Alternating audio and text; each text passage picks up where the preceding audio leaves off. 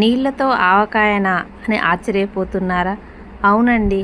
నీళ్ళతో ఆవకాయ పెడితే బాగుంటుంది, సంవత్సరం అంతా నిలువ ఉంటుంది, ఖరాబ్ కాకుండా ఉంటుంది, టేస్టీగా ఉంటుందని మా ఫ్రెండ్ చెప్తే విని నేను కూడా ట్రై చేద్దామని నీళ్ళతో ఆవకాయనైతే పెట్టి ట్రై చేశాను.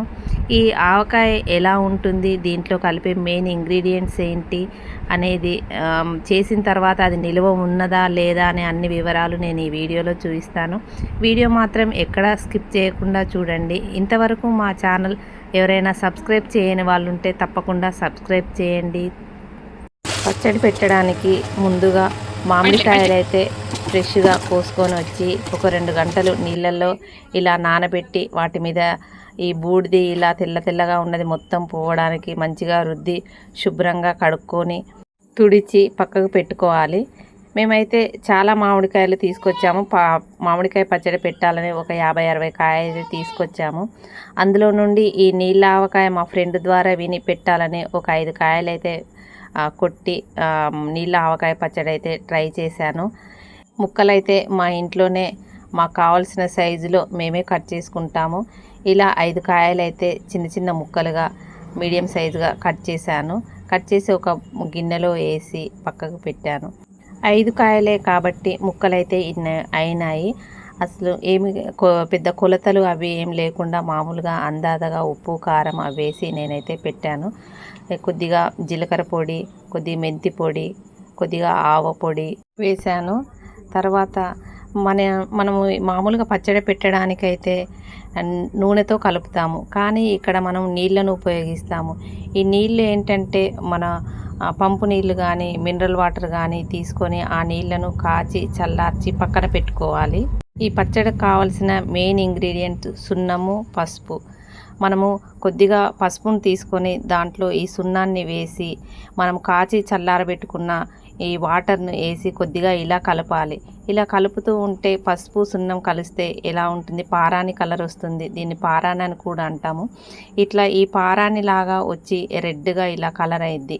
ఇలా కలర్ అయిన తర్వాత మనం ఈ మామిడికాయ ముక్కలలో ఉప్పు కారం వేసుకొని కలిపి ఈ పారాని లాగా తయారు చేసుకున్న ఈ వాటర్ని కొద్ది కొద్దిగా వేస్తూ కలపాలి.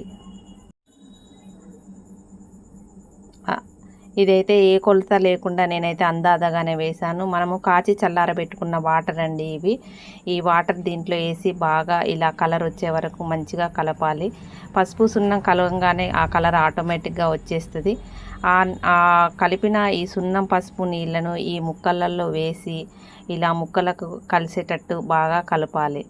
దీంట్లో సీక్రెట్ ఇంగ్రీడియంట్ అంటే ఇదే. ఈ పసుపు సున్నం వల్లనే ఈ పచ్చడి నిలువ ఉంటుంది. ఈ సున్నం వల్ల మనకు కాల్షియం కూడా వస్తుంది. ఇప్పుడు ఇదిగో ఈ వాటర్ని నేను ఇలా పోసి కలుపుతూ ఉన్నాను.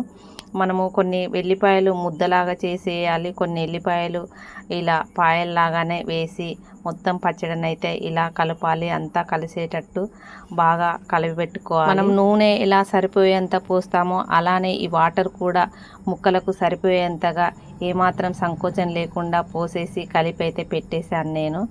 మనం మామూలుగా మామిడికాయ పచ్చడి అంటేనే చేతులు తడి లేకుండా తుడుచుకొని కాయలు తడి లేకుండా తుడిచి ముక్కలు కొట్టిన తర్వాత ముక్కలను కూడా ఏమాత్రం తడి లేకుండా ఆరబెట్టి తర్వాత మనం పచ్చడి పెడతాం. కానీ దీంట్లో మొత్తానికి మనం వాటర్ తోటే పెట్టేస్తున్నాం. ఇది ఎలా ఉంటుంది, ఇది బూజు వస్తుందా, ఖరాబ్ అవుతుందా, బాగుంటుందా అనే ఎన్నో డౌట్స్ మాకు కూడా ఉన్నాయి. ఈ విధంగా పచ్చడిని అయితే కలిపి పెట్టుకున్న తర్వాత మనము ఒక కొద్దిగా ఆయిల్ తాలింపు అయితే వేసుకోవాలి. కొద్దిగా ఆయిల్లో జీలకర్ర, మెంతులు, ఎల్లిపాయలు అన్నీ ఆ నూనెలో వేసి వేగిన తర్వాత ఆ నూనెను చల్లారపెట్టుకోవాలి. చల్లారపెట్టి తీసుకొచ్చి ఈ పచ్చడిలో ఎంత ఒక 2 స్పూన్ల ఆయిల్ అయితే మనకు చాలండి. 2 స్పూన్లు ఈ 5 కాయల ముక్కలకు నేను 2 స్పూన్ల ఆయిల్ వేసి ఇలా ఎండుమిర్చి, జీలకర్ర, ఆవాలు తాలింపు అయితే వేసుకొని దీంట్లో వేసాము. వేసిన తర్వాత ఒక 3 డేస్ కోసం పక్కన పెట్టి 3 డేస్ అయినాక ఎలా ఉందో చూద్దాము. చూడండి, 3 డేస్ అయిన తర్వాత దీంట్లో కింద పచ్చడి మాత్రం మంచిగా ఊటలాగా వచ్చింది. మనం ఆయిల్ వేసినప్పుడు ఎలా వస్తుందో అలా కింద చూడండి ఊట వచ్చింది. ఏమాత్రం బూజు పడుతుందేమో అని భయమైంది.